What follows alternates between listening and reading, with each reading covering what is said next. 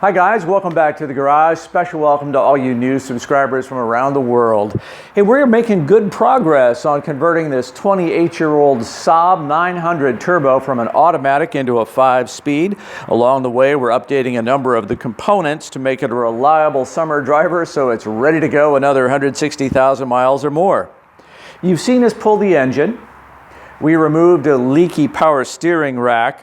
And back in episode 3, we determined that the turbo isn't just tired, it is knackered.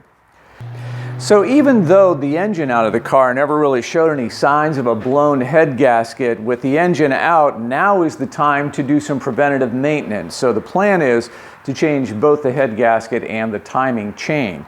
Those jobs would cost over $2,000 if you had a professional mechanic do it.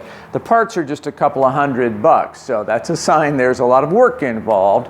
So let's get after it. There are several different methods you can follow to remove the turbo and the exhaust manifold. I'm following the steps in the Bentley manual. It calls for removing the turbo first.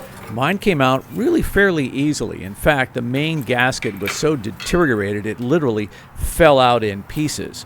That means some of the exhaust gas was leaking out before it reached the turbo, so it wasn't able to produce maximum power. Next, you move on to the exhaust manifold.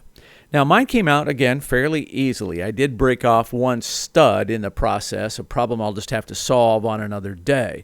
But the rest of the bolts came out pretty easily. In that process, though, I discovered yet another power-robbing defect. Now, with the exhaust manifold out, it is clear that this car had a bad exhaust leak for quite some time. Back here at cylinder number 1, it was the worst. Here's the stud that held in place.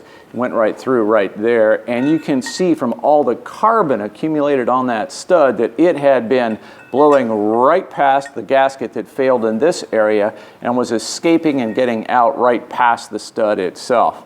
It's just a mess. So it's a good thing that we're going to be replacing the turbo and rebuilding, refreshing that turbo, because with exhaust gaskets back in place and a good seal here, we're going to be sending even more pressure than ever before through that turbo.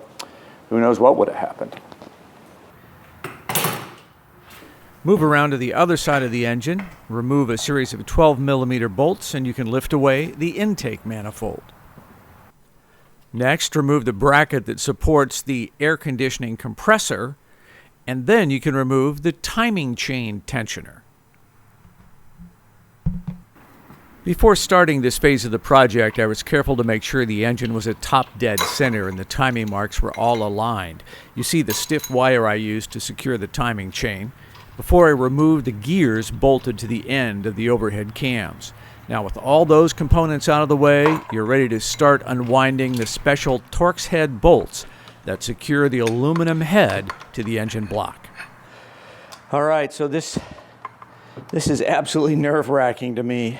I just can't believe how much torque is required to get these head bolts loose. And I'm just absolutely terrified that I'm going to snap one of them off and create a horrible disaster. They put up one heck of a fight, but eventually all of those bolts released successfully. Then, with a couple gentle taps of a rubber mallet, I was ready to lift away the head and discovered the condition of the head gasket installed 17 years ago. So here is our head gasket, and I'm happy to tell you this one looks like it's in pretty good shape. You can usually tell if a gasket has failed by looking for a sign of a leak at near one of these water jackets that surround your cylinder. What can happen is the gases will get into your cooling system and contaminate the coolant, or you'll have water leaking into the cylinder, and in that case the pistons themselves tend to be a bright, shiny clean because the steam from that coolant has scrubbed them clean. My pistons are all black. In fact, this one is really heavily coated with carbon. So that tells us this gasket, replaced about 10 years ago by someone else, was holding up well. But we'll put a new one in place, and that will give us some assurance that this engine will be good to go for 200,000 miles. The head gasket and timing chain are due to arrive tomorrow, so I'll prep those surfaces to get ready for that job. And if you have any suggestions on how to deal with that tired, knackered old turbo, I'd sure like to hear about it. Leave a comment below. Subscribers, if you're passing through the Fort Wayne, Indiana area and you'd like to spend a little time here in the garage, maybe there's something you can teach me, just get a hold of me. I'd love to have you join us here and do a little bit of work and maybe appear in a future episode. Got some cleaning up to do. I'll see you next time.